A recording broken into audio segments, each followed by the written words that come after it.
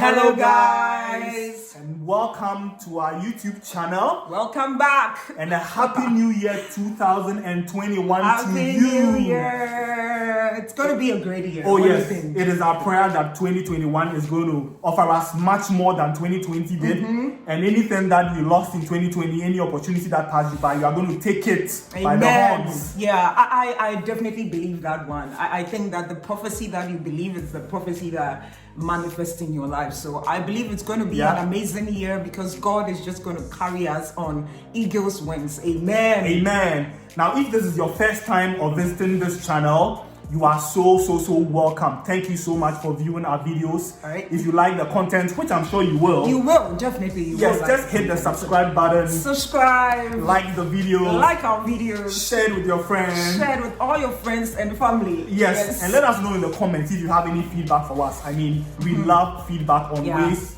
on which we can improve our content and bring you all that exciting stuff. Yeah, and we also wanted to thank all our loyal subscribers, the people who give us all that feedback. Thank you Some so of our much. friends and family will call us and give us feedback. Some people will comment in under the YouTube. For example, we did this video, we did the Jerusalem Jazz, and we just want to appreciate the people who take time to even go and watch and comment. God richly bless you. We love you. We appreciate you. We see all of you supporting us. We see all of you, and we are so grateful. Thank you so much. Thank you so much. So we hope that you will continue to support us. We are almost at 300 subscribers, right? Yeah, we are. Wow, what a surprise. I mean, we never expected it. Exactly, But thank you so much to all of you, and we hope that everything will be wonderful with you in this new year. I love it. Stay tuned. Stay tuned, guys. Right, so to today's video, which I believe is a passionate plea from our hearts. We are so passionate about this topic. So if we get too passionate and it seems as if we are ranting, please forgive us. But this is something that is really we beg, please forgive us. On our hearts. Yeah. So we've done a number of videos and we've shared some content with you on immigration and education, how to find a scholarship and many other things. And we've had quite a lot of people reaching out to us asking for information. Exactly. And asking for some guidance on how to go about this or how to go about that. And then we realized that, wow, it seems as if people do not want to put in the work. Exactly. And we are so happy, we are humbled, right? To even see people reach out to us to ask for help, right? And we are humbled. We think it's a privilege to be able to help all of you out there who think we are doing something great and want to tap into whatever God has given us. But the thing I want to put out here is we need you to help us to help you. Does it make sense? Like we need you to help us to help you. For example, and I want to limit even this to the education sector. For example, I did a video on how I obtained my PhD, right? How I obtained a scholarship to study in Canada. So if you haven't even watched that video, please, this is your chance to go watch that video. I did another video on 5 steps to finding a scholarship, right? And based on that, different people have reached out to me and I'm like, oh God, thank you for the opportunity to help people. But what I realize is it seemed like a lot of these guys wanted me to do the work for them. And I'm like, guys, it doesn't work that way. I remember when I was a student, my supervisor used to stretch me a lot. At least then, I thought she was going overboard. Like she would give me so many, feedback and rip your things apart. I'm telling you, my first year of PhD, sometimes I felt like crying and I would pray to God and I would put in my best. The one thing I really appreciate about her, and I'll mention her name wherever I go, is she never wrote my work for me. Based on her feedback, I wrote my own work. And I remember sometimes I would just look at the piece at the end and be like, wow, did I produce this? You were surprised at yourself. Yes, I was surprised as myself. And then my second year PhD, because I took her comments really serious and really wanted to do well, and I put in the effort, I realized that every time I sent her a piece, she'd be like, wow, I really like your writing. Wow, I really like your writing. Wow, I really like your writing. Back then, I was envious of my friends who had supervisors who were kind of calm and would maybe help them to write for them and things like that. But now I appreciate it better because now I'm out of school. I say that I have a PhD and I must show that indeed I have a PhD. See, the expectation of me now is here. I cannot just write anything. I don't want to talk too much, so I'll let Kweku come in because I have a lot to say about this. You just say something about what I'm saying and then I'll come back in before I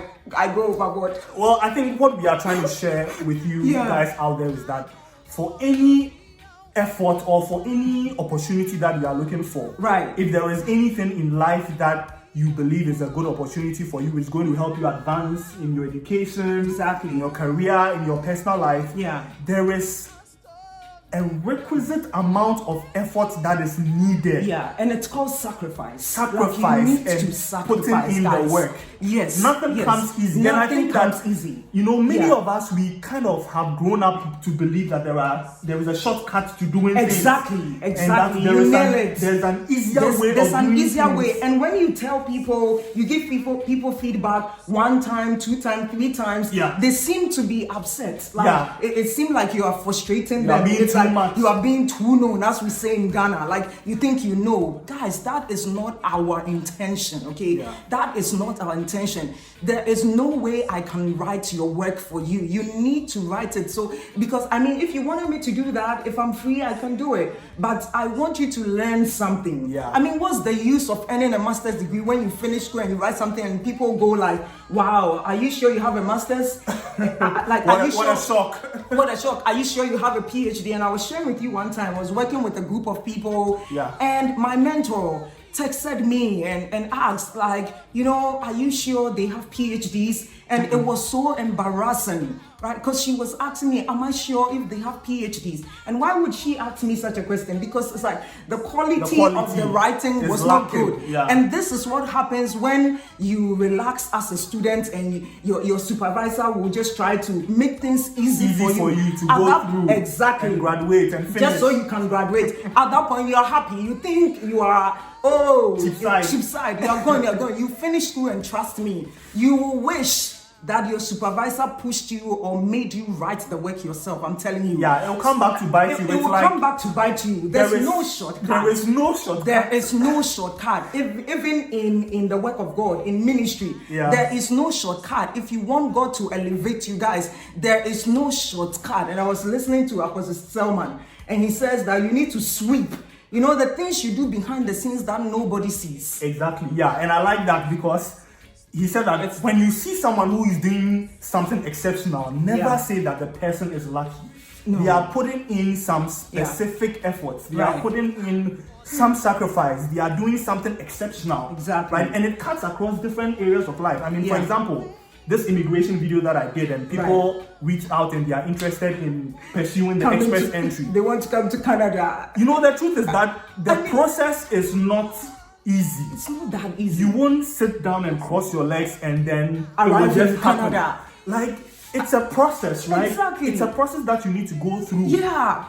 You need to read through the application requirements. Exactly. You need to know the documents that you need to put together and submit there. Exactly. I mean, people come and ask me and it's like they don't even know they have to write an exam. The type of questions they even ask. And I know you drop specific links. So many links under the video, but then it's like people don't even read. And the kind of questions they come back with, for example, even with my scholarship video, I find that, I already said this in the scholarship, guys, so if you come asking me the same questions I've done a whole video on, then what's the point? Yeah, I mean, why do I even it's a lot of effort. It's a lot of effort. And then I do the video and they come in, you don't even listen. And please, that's why we are saying, help us to help you.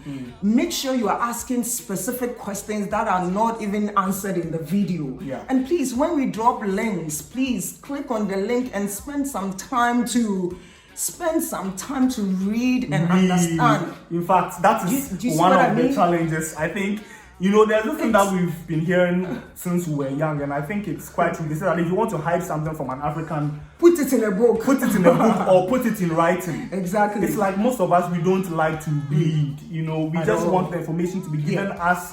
But there is something, or there is something that happens when you spend time and invest yourself in a process. Exactly. The outcome, first of all, you are proud of it, and then it also brings a level of growth and maturity in your life, right? Exactly. You are able to understand things better. You are able to analyze things better. It's surprising that, you know, people see information or a question that is being asked of them, maybe write about this, and because they won't spend time to read and understand, they just hurriedly put something together and think that, oh, it's okay, you know, let's take it like that, just accept it like that. But things don't work that way. And one thing I was sharing with Kweku is, in academia, when you put in your best, I don't know how we know, but we know. It's visible. Okay, we know. So if your best is like a 5/10, some way, somehow, when I'm reading your work, I know. If you just did some shabby, and some people, they'll just do anything shabby, you look at the thing and you know the person has not invested anything in the work. Do you want to talk about the process you go through to write your essays? That process. So when I'm writing out, I'll tell Kweku that, okay, so I think I'm done with what I'm writing, but I'm now actually going to start writing. So what happens is, that's like a first draft. I just put things together, try to put things, and then I tell him, okay, so I'm now starting my writing. So I go over it. So I do it's like 3 times, and then you know what I do? I leave it for about maybe 3 days, and depending on the deadline at hand, I can leave it for a day, 2 days, or maybe even 1 week. It depends on when the deadline is, and go back to it. So when that happens, I see it in a different light, with a new pair of eyes. Exactly. And even when I was a student, I was doing the same thing because my supervisor taught me to do that, and it was really, really helpful. Sometimes you go back and be like, why did I write this? And then you tend to like actually write well. So So this means that you need to be patient. Okay, so that whoever I'm sending my work to, when they see my work, okay, my integrity is at stake. Okay, the one who supervised me for my doctorate degree, her integrity is at stake. The university's integrity is at stake. And I was sharing with you how some people were working with were now asking, when my mentor came back asking me that question, we're now like, okay, where did they go to school? Which country? You see, it's like when you do that, you don't only disgrace yourself, you disgrace the one who supervised you. You disgrace the institution that you are. You know, you don't want to do that. You disgrace the country, and then people will be saying stereotyping. Oh, schools in here are not the best. Meanwhile, it is your fault. The school hasn't done anything. And even if a school is not good, you can be good. Come on, you have resources. You can be exceptional. If you think your supervisor is not helping you enough, you can reach out to other people. And then you just keep working, and let's just be serious, guys. I think that's what I want to say. Let's just be serious. And sometimes some people think we are some way or whatever you want to think, but we are telling you the truth. Okay, we are telling you the truth. And babe, I want to just give a shout out to one girl. I won't even mention her name here, but I'm sure when she listens, she will know I'm talking about her. So this young lady, she reached out to me, blah blah blah. We've been working together. The first time I asked her to do something, she sent me about 3 lines or 4 lines to write a letter to a professor. She sent me about 2 or 3 lines, and I remember telling Kweku that, okay, this lady, she's really passionate. I like how she is. Let me give her feedback and see what she does. Guys, she blew my mind. Like with the feedback I gave, she came back strong. Like she came back strong, and I'm like, yes, that's it. And that's we are talking. She's progressing so much, and I cannot wait to see her in Canada or wherever God wants to take her. It's very likely at the rate she's going. She's going, and the feedback and the responses she's even gotten from faculty and the interest they're showing in her. I just praise God for her, and I'm just proud of her. And that's important that you mentioned this, because one other important thing is learning how to receive feedback. Exactly. You know, like many of us, when people give us feedback, we tend to take it personal and think that, oh, maybe they have something against us. But no, it could be. And most of the time, when people give us feedback that is not maybe overly positive about certain mistakes that we've made, and it's as if they are tearing us apart or they are ripping us apart. We think that, oh, they have something against us. But look, feedback is so important. You know, we have a proverb in the local language who says that the one who is digging the ditch does not know that, that one. his back is crooked, right? So it is someone who has experience, who will see, you know, the wrong that you are doing or what you are doing that is not good, and give you that feedback. And sometimes the feedback is strong. It's strong, and it has to be strong. Yeah, and all of us get feedback every One way or time. the other. All of us get feedback. And I shared my experience when I was a student, and even now I get feedback. I get you get feedback from your colleagues. You get friends. Feedback from your friends, your mentors. You get feedback from everywhere. Yeah. For example, if you are even working as a team on a grant or on a publication, or that's just my area on a project, whatever project, you get feedback from diverse angles. From your manager at work. From your manager at work. And tell you that, look. Exactly. And it's not that they have something personal against you, it's just that they want you to be as productive as possible. So they'll tell you that the way you are going about this is not the best. It's not the best. You are not achieving the desired outcome. So can you improve on this area? Exactly. Change this so that your work output will be better? Yeah. But then you might feel that, oh, why? They are fighting me. And one don't like me. Exactly. And one thing I find a lot about some of us, especially from Ghana, when you do not agree with someone on something, they think you are their enemy. No. For example, you are doing A, B, C, and I'm like, oh, okay, why won't we do D or Z or something like that? They think you're fighting them. Yeah. So are you happy that you have friends who are always, whatever you say, they say yes. Whatever they say yes. Girl, guy, it is a lie. That friendship is not even, I don't know where it's going. I don't, because you realize that people are not real. People are not genuine. Yeah. If you want nice feedback every day, people can give you the nice feedback. Yeah. And I was talking to one faculty who said, oh, she recognized the manner in which some of her students behave, etc., so she would just do it for them or just make it easy for them. And one question I asked her is, oh, but how will they learn? They will finish school and not know anything. And she's like, well, they don't appreciate the feedback, or they think I'm stretching them too much. And so, that's what I can do. So you see what I was talking about earlier. It will come back to bite. And it doesn't help you. It doesn't help you. So the people who stretch you, they love you the most. Thank you very much. I like that statement. The people who stretch you, they love you the most. The people who see something you're doing and tell you, they love you the most. But we tend to do what? Embrace those who always be like smiling, and even when it's fake, because we cannot discern, we do not know. Yeah, I think the Bible even says that what better are the wounds of a friend than the kisses of an enemy, right? Exactly. Yeah. So some of us, we are being deceived by kisses of an enemy, but we think that they are our friends. Yeah, exactly. And even in church, when your pastor is giving you feedback, or when maybe you're in a choir, they're giving you feedback, you think you know everything. Guys, please, let's be humble. Yeah, and let's also understand and respect people with experience and people with knowledge. Right? Exactly. We are not all at the same level.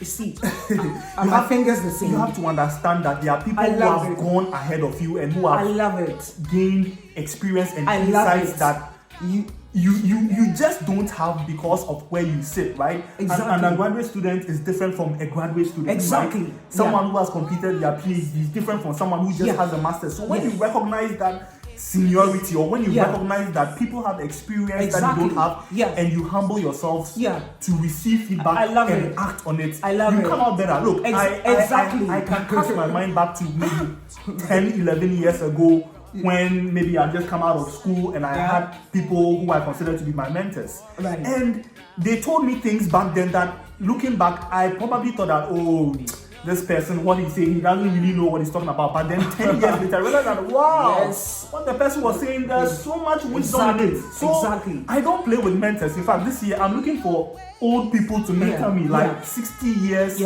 70 years, 80 years, because they have seen something in life that I haven't seen, that I can only benefit to learn from them if I humble myself and acknowledge it and flow with them. And now, even thinking about what you're just saying, when I throw my mind back to when I was a student and now, when I see the way some faculty relate with their students, I'm like, wow, these students are so blessed, but it seems like the students can't even realize They can't even realize I'm like, wow, this faculty will go to this extent STEM, to do this, to make you look good, to make you, but it seems like some students don't even realize it. Yeah. But see, because of my experience, it makes more sense to me. Now. That's what I'm saying. Some things you may not realize it now, but in future, it will come back to you and you say, oh, I wish I did this. And what you're even saying about recognizing seniority, I also wanted to say, and you see, I tell you a lot that even if you finish your PhD, you have to know that people finish their PhDs before you, right? Okay, so there is no way you and them are on the same level. You see, that's what some people don't know. They think, oh, maybe I've also finished my PhD, so I'm like you. Do you see why sometimes when I address some of my friends, I'll say senior. Yes. Sometimes I say senior man. I say senior man, and I don't want to mention names, but I say maybe senior woman, or maybe senior man, or senior this or senior that. They finished their PhD before me. When they were doing their postdoc, I was still a student. Now they are faculty here, there. There is no way I should think I'm the same with them, because even if I start thinking that way, it means I'm proud. It means that I cannot learn anything from them. And the truth is, even if you finish school and you are faculty, wherever, you are still not the same. The time they will be tenured is not the same time you'll be tenured. And even when you are also tenured, you are still not the same. The kind of experience they have, the knowledge, whatever you do, okay? I think the point I'm making is whatever you do, you are not the same. So recognize that and be humble and recognize it, my dear. Recognize it. Don't think we are the same. And I realize it, like the people who think you are the same with them, they don't learn anything from you, and they end up unnecessary envy and anger, and they want to fight you, and they think they are the same. Guys, as I'm here, I know the people I'm not on the same level with. Your level. I know my level. Some people I will lie down for them to. I will do whatever they tell me to do, because I recognize seniority. I recognize senior, and it's the same in church. You have to know this is your senior, this is your this is your. It doesn't matter your age. The people can be older than you, but they are your chief elder. It doesn't matter whether you are younger or you have to give honor unto whom honor is due, and stop thinking you are the same and being proud. So in summary, know your level. Today, I really came. Today I really came. You know when something I've been sitting in you for a long time and you want to just say it like fire in your voice. So this lady I really talked about the steps she's taking. The one I said I'm proud of, what she's doing. Other people too can do the same thing. Other people can do the same thing. So now when I email people, I say something like, in the end I write, please, if you have any questions, let me know. And that's very important. Look, we need to learn how to ask good questions and relevant questions in this new year. I have come to realize it's actually a skill to ask a question in a way that presents yourself as having an understanding of the subject matter and being able to solicit information. I agree. Like when you are, especially if you are writing emails and making requests from someone, you don't just ask, please this, please say, please madam. But that please, I think it's a Ghana thing. Like it's just the way we talk, but don't bring it into emails. Like you start a conversation and be like, please, that kind of thing is not professional. You see, you have to know when you're talking informally, and you want to know when you are being serious, like you're being professional. So and one thing to also know is that for any opportunity, maybe you are trying to apply for a scholarship, you are trying to immigrate, you are trying to travel, know that for that one opportunity that is presented, there are many other people who are vying for it. Good point. It is competitive. So when you are maybe you are going through the process of submitting an application or writing an essay. I love that. Sit back and ask yourself that, so can this thing compete with 100 other applicants? Exactly. Is this thing outstanding? Does it stand out? Does it stand out? Have I differentiated myself enough that no one can challenge me, and out of all the people who are applying for this, they will say that give it to this person. What makes you different? Exactly. What makes you stand out? And if you don't put in the work to bring out quality, you will not be competitive. Look, we're even discussing, and I was telling you that sometimes when people are even looking for schools, they avoid schools based solely on the fact that they require them to write GRE or TOEFL or certain exams. Or even for this immigration, when people realize they have to write IELTS, then English, then it's like they won't do it again. Guys, they're like, okay, I've given up. Nothing comes easy. Look, you need to go through the process. If you have to write the exam, you need to sit down and study and sacrifice and take the exam. Sometimes you need to take it multiple times. I'm telling you, one of my friends was sharing with me. I remember when I wrote my exam some years back, one of my friends was telling me that, you know what, I know these Asians. I was talking to someone who is written the exams like 6 or 5 times. Oh yeah. I'm like, really? They're like, yes. It's called never give up. Yeah, it's called never give up. Don't always be looking for the easiest way out or the shortcuts and and it's funny, I was telling you about how one gentleman approached me about the immigration and I shared everything with him. And then he came back to that, what you said, I've heard it all, but isn't there any way around it? Isn't there an easier way? And then he said something funny. Don't I know of any genuine connection man. Genuine connection man. So what do you call that in English? Oxymoron. Like when people tell me, I'm like, what an oxymoron? Like the exact opposite. How can you have a connection man who is genuine? Yeah. Like I've never seen one. So moving on, I think this thing is also very important even in our careers and when we are maybe like searching for a job. Okay. And we have to present a resume. Oh, that big. Yeah, sometimes a lot of the time people just do one resume and then they spread it to different companies or apply for different roles with the same resume. I think so many people are guilty of that. Spray and pray. Yeah. Look, they will just spray and pray. Yes, spray and pray. Wow, what a spray it and pray that one of it comes out successful. But realize that even putting together a good resume takes time. So it's the process. It's the process. Okay, so all we are talking about here is the process and avoiding shortcuts. Yeah. You only take one resume to 10 companies when you want to avoid when you want shortcuts. You want things easy. Yeah, and it's actually a lot of work, like putting together a resume. And I tell people the worst time to work on your resume is when there's a job you want to apply for. Because you're under pressure. You want to apply for the job. You won't spend time to sit down and correct it and change this thing and look at the job description. Okay, what are they expecting to see? How can I put my experience and frame my experience to fit what it is that they are looking for? Exactly. And I mean, there have been times where I've been helping people with their resumes. It's something that I've been doing for a long time. And it's like there's a lot of back and forth. And it gets to some point you realize that the people are they're upset. They're getting upset. It's why? Yeah. And someone even told me that, look, you know what you want to see. So why don't you just do it? I remember you showing it. I told them that no way, Jose. If you can't do it for yourself, I am not going to do it. And we can as well end this right here, right? And the person was so upset. And I'm like, oh my goodness. Yeah. Somebody's helping you, taking time out of their own busy schedule to help you. And you are like, just do whatever you want to do on the CV. I'm like, really? Who does that? I'm telling you guys, if some of us behaved that way, I don't think we will be where God has put us now. Exactly. It just doesn't work that way. Yeah, the Bible says that do you see a diligent man? Do you see a diligent man? He will not stand before ordinary men, but he will stand before kings. So there's a certain level of exceptionality and effort that you put in to whatever it is that you are doing. That opens certain doors for you.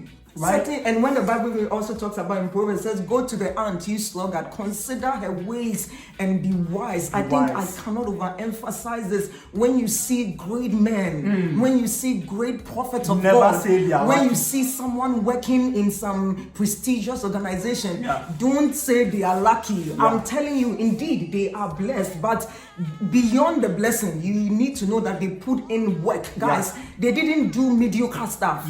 They sought feedback. They humbled themselves. To learn. They prayed. They fasted. They did what they needed to do to get there. That's right. You can't just wake up and be in Canada or wake up and be working at some top organization. No, it doesn't work that way. It doesn't work that way. Yeah, I mean, all the top companies that you see today, the founders started small and have been working hard at this. Think about the Amazons and the Apples and the Teslas. Look, they started small, but they were committed and they put in the work. They were committed to the process. Committed to the process of improving and becoming better at what they were doing. You see, I think one thing that we should let people know is when you see people doing well, you see, you don't need to be jealous of them. If I were you, I would draw close to them, ask them. Find them. I think people don't ask people what they're even doing. Yeah. You see, they just assume that they were born with a silver spoon. Who told you? If you listen to people's stories, then you know the struggles that people have been through. Most people haven't gotten to where they've gotten to by chance. It's taken a lot of hard work. And specific effort. So, guys, in 2021, make up your mind that you put in the work. Let the process count. Yeah, you there put in is the no work. shortcut. Yeah, and even things like marriage. Look, marriage, to have a good marriage requires a lot of work. Thank you. This one, I'll leave it for you. Thank you. Everybody, most people, I want to marry, blah, blah, blah, and then I want to marry. You need to put in a lot of work. It's just like what we're talking about. Ministry work, education, career. You put in a lot of work. The same with the marriage. For example, we have date night, and somebody will say, and date night and blood, and it's not important. Please, I'm telling you, if you are not even married now, please keep it in mind for your future marriage. It's very important. Date night, you leave your house, you go somewhere, you talk, and then you just enjoy some food, chill out, spend time together. And people do it when they are maybe dating, but then when they get married, people go and get ice creams and things like that. At those times when I was in Ghana, people be roaming Osu and some people will get married and quickly will tell me some stories and this, and I'll be like, but what were these guys discussing prior to the marriage? Like, I don't understand. Sometimes I don't understand. Some things that will come up after the marriage. I'm like, so what were you discussing? But it was filled with ice cream and things. Talk about relevant things. Put in the work. What else do we do? Every week we have a family meeting. Yes, between Kweku and I, we have a family meeting. We come before Sahindrin, and our Sahindrin is God. So God is there, Kweku is there, I am there. We all sit down. Kweku will tell me all the things I did in the week he wasn't happy with, and then I'll try to respond. We reach a compromise. I also tell him we have something we do, the practice. I say 2 positives about Kweku and 1 negative. Okay, and he will do the same. So guys, if you are married, you can also decide to do this. Yeah. We talk about it, we are practical, we make sure that specific we reach times to I like what someone said. You set a time aside to work on the marriage itself, right? So what do? We watch videos. Before we even have a discussion, we watch a video, we discuss a book we are reading. Yeah. Every time we have a book we are reading, we have videos that we watch. Sometimes we've watched videos from even Bishop Dad's wife, Auntie Mami. You shared it with me. It's interesting because he's really great at that. He would find so many videos and we watch one after the other, we discuss. We watch videos from different people in different parts of the world and we learn. So it's not like we are in the marriage and some people see us and they'll be like, hey, these guys, we're always happy, right? And we thank God we are dancing Jerusalem in the snow. Of course, the joy of the Lord is our strength. What I want to say here is,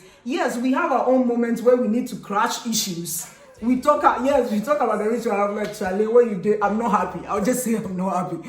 And the same, and that's why we have a healthy, relationship. And we bless God for that. So you have to invest. So that one too, we are not finding shortcuts. If we're finding shortcuts, we won't have any family meeting. We won't read any book together. We won't watch any video. Everybody will get up and be doing their thing, and there's no coordination. And then by the time you realize 5 years later, hey, there are issues. Yeah. So please, that's just on the marriage side. Intentional effort. So basically, look, that's all that we are saying. That in this year, a lot of ranting. Make up your mind that you'll be exceptional at what you do. That you go the extra mile. Yeah. I saw an interesting statement somewhere. Someone was saying that if there's an easy way of doing something in a hard way, you choose the hard way. Choose the hard way because that is where they will experience growth. Yeah. And that is where they will experience a lot of improvement in their life. So please. This year, whatever it is that your ambition is, whatever it is that you are hoping to do, please be committed put in the work. To the process. Sit down and focus. Yes. Sit down and put some thought to what you are doing. Put in some effort. Don't be looking for shortcuts because look, shortcuts end up being the long way. I'm telling you. And help us to help you. That's what I'm saying. We, like I said from the beginning, we when people reach out to us, it's a privilege. It's a privilege. We want to help. I think it's a blessing. Channel, right? Yeah, I think it's a blessing to help people. And every time I'm pouring into people, I feel so happy. And even when I'm not in a really good place, when I help people, I feel okay afterwards. Yeah. So I think it's a calling to some of us. And so, but all we are saying is just to help us us to help you. So be committed to the process, guys. And sometimes I hear people say, oh, because you suffered with this, should I also suffer? No, it's not about suffering, but it's about because you struggle with this, should I also struggle? Yeah. You see, if you don't nobody's go through saying that struggle. process, you will not be exactly. Nobody's saying struggle or do this or do that. Yeah. So guys, you need to pay a price. Yeah. For the glory. Exactly. You need for to the count glory. the cost for the prize. You need to gain mastery and discipline in order to win the race. And with all that, I believe that 2021 will come out with exceptional achievements. Yeah. Things that you would have been able to do. So thank you very much for watching this video. Thank you for watching. Don't forget to like this video. Like this video. Subscribe to the channel. Subscribe to the channel. Share this content. Let us know in the comments section what you think.